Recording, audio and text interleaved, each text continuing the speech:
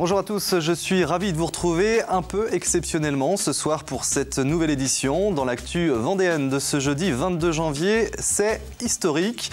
Pour la première fois de son histoire, l'équipe du Poiré-sur-Vie se qualifie pour les huitièmes de finale de la Coupe de France. Les Genoux se sont imposés 1-0 ce mercredi soir face à Bressuire. Aujourd'hui s'est ouvert le procès du foie gras. D'un côté, une association opposée au gavage et auteur d'images dénonçant la maltraitance envers les animaux.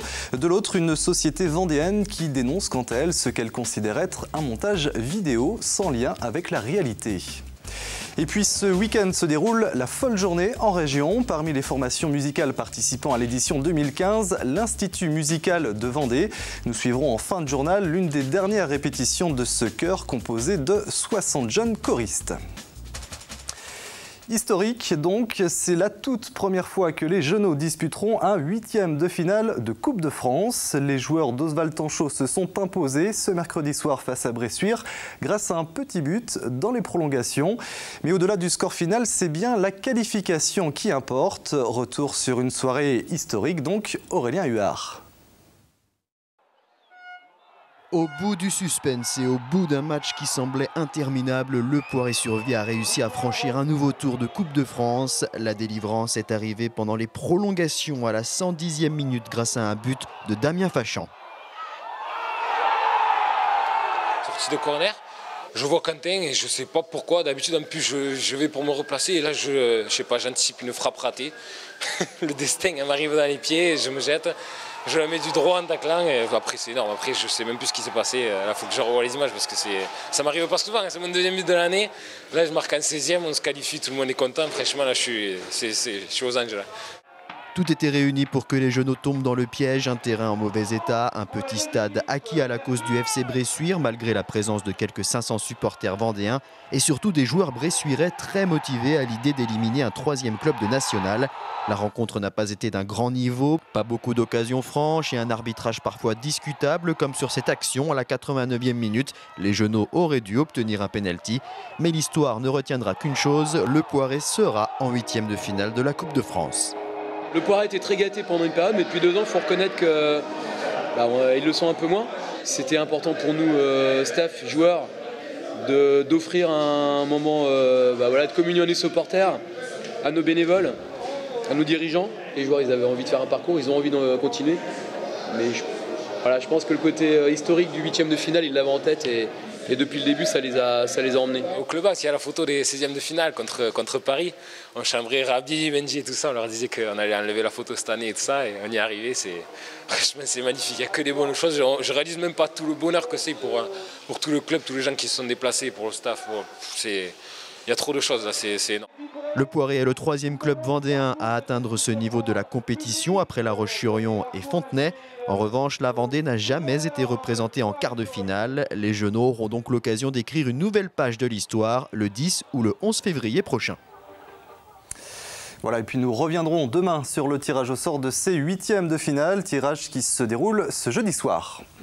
Justice à présent avec un procès très médiatique aujourd'hui devant le tribunal de La Roche-sur-Yon, celui du gavage. Face à face, l'association L214 et le producteur vendéen de foie gras Ernest Soulard. Sur la base d'images tournées chez des éleveurs et diffusées il y a un peu plus d'1 an, l'association dénonce des maltraitances envers les animaux. De son côté, la société Ernest Soulard pointe du doigt un montage vidéo qui falsifierait, selon elle, la réalité. On écoute les deux parties. Marine Fumolo est allée leur demander ce qu'elles attendaient d'un tel procès. C'est le premier procès autour du gavage aujourd'hui et effectivement on aimerait qu'au-delà des cas de mauvais traitement que l'on considère chez Ernest Soulard, qu'on puisse considérer la pratique du gavage. On a parlé du statut des animaux en tant qu'être sensible dans le code civil. Il serait temps de tirer des conséquences, c'est-à-dire que si on prend au sérieux la sensibilité des animaux, leur capacité à ressentir le plaisir, la souffrance, etc., alors il y a peut-être des pratiques qu'il faut remettre en cause. La production de foie gras est quelque chose qui est inscrit au patrimoine mondial à l'UNESCO. Il est inscrit dans le code rural et qu'aujourd'hui il est hors de question de remettre en question la production de foie gras. Donc l'association L214 va être prise dans son propre jeu puisqu'on va s'apercevoir que c'est une association qui regroupe des végétariens et qui souhaite d'une façon générale nous rendre tous végétariens puisqu'eux-mêmes militent pour la fermeture des abattoirs. En bref, incident un peu particulier mardi à la mairie de Fontenay-le-Comte où le système informatique a été piraté.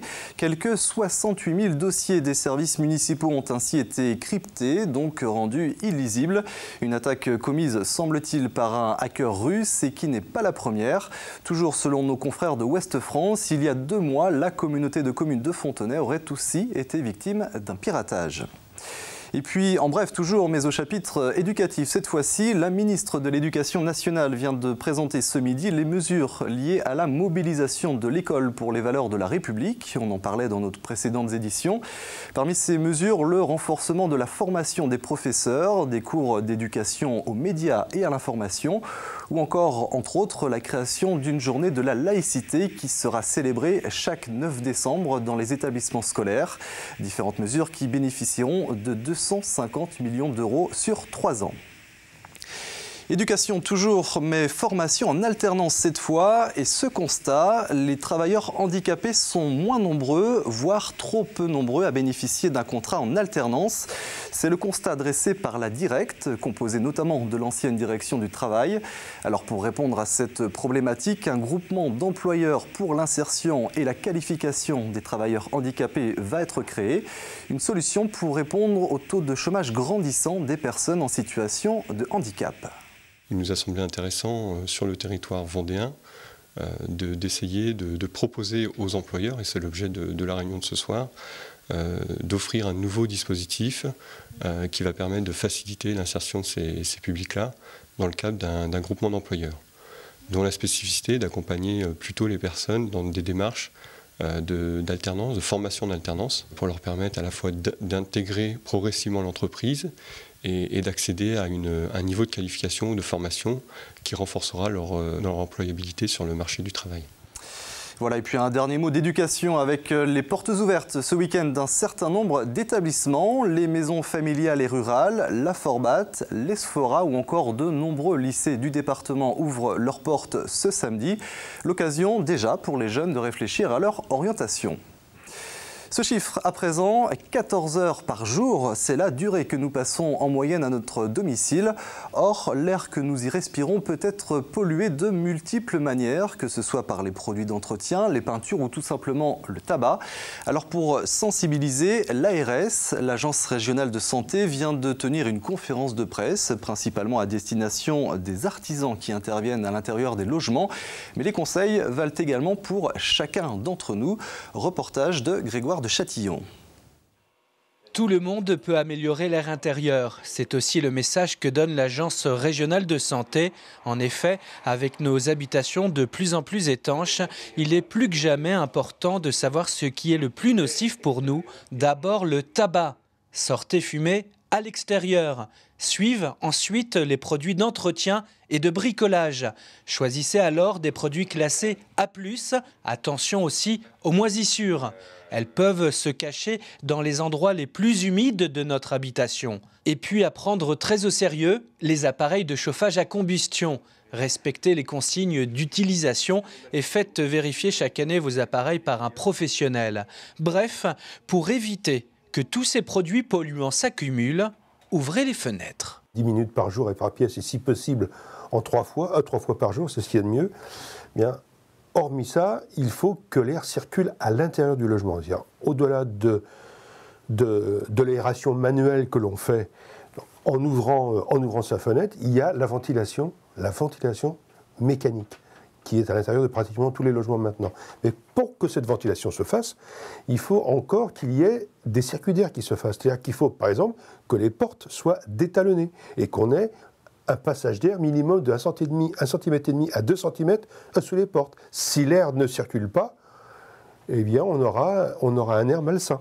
Un air malsain dans un intérieur trop confiné va alors provoquer des risques de rhinite, bronchite, asthme et autres maux de tête. Alors encore une fois, renouvelez l'air de votre logement en association avec la DRIL, la CAPEB et la Fédération française du bâtiment.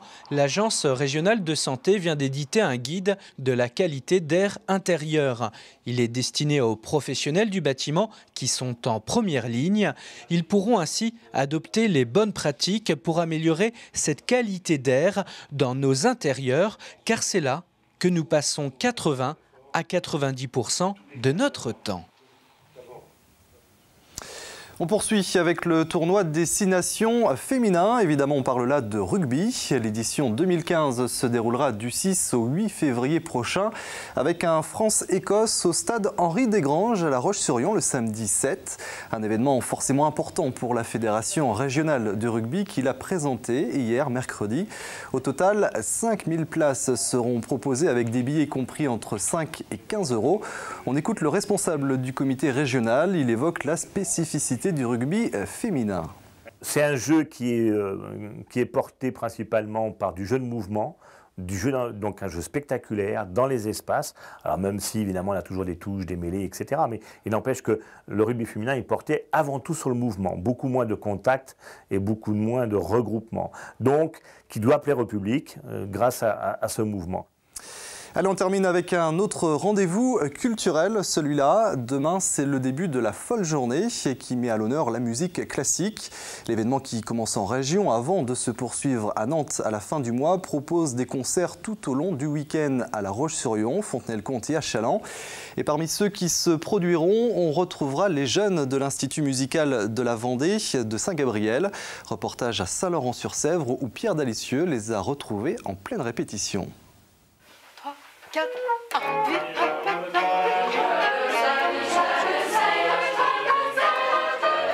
Dernière répétition avant 2 concerts qui se dérouleront dans le cadre de la folle journée. Ces jeunes font un pas dans la cour des grands, non sans un léger stress, car le public sera plutôt exigeant. C'est ça qui est un peu stressant, mais faut être confiant. Beaucoup de connaisseurs en chant seront sûrement là et en fait on n'a pas le droit beaucoup à l'erreur.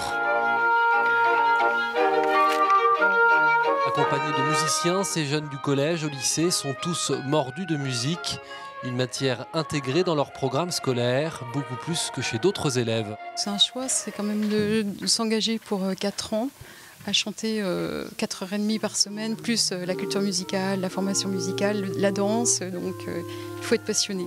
Pas de chorale sans soliste bien sûr, c'est le rôle de Mathieu qui a l'habitude des concerts, et ça s'entend.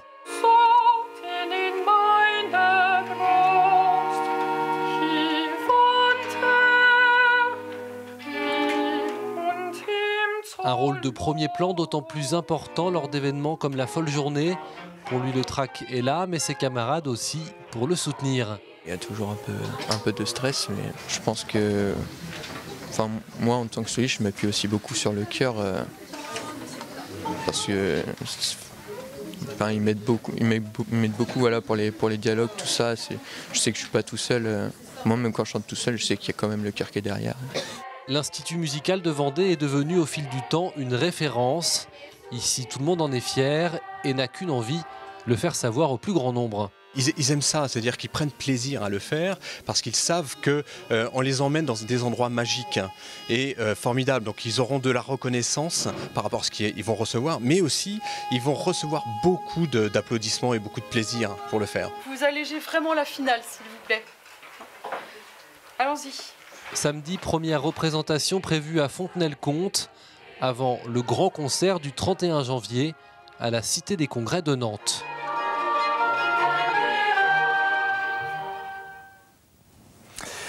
Un dernier mot du temps avant de se quitter. Et pour ce vendredi, il faut s'attendre à des températures assez froides. Et oui, c'est de saison. Mais le soleil, quant à lui, devrait faire quelques belles apparitions. Le bulletin météo complet, c'est dans un instant avec Armel Pavageau. Quant à nous, on se retrouve très vite pour un nouveau point sur l'actu vendéenne. D'ici là, très bonne soirée sur TV Vendée.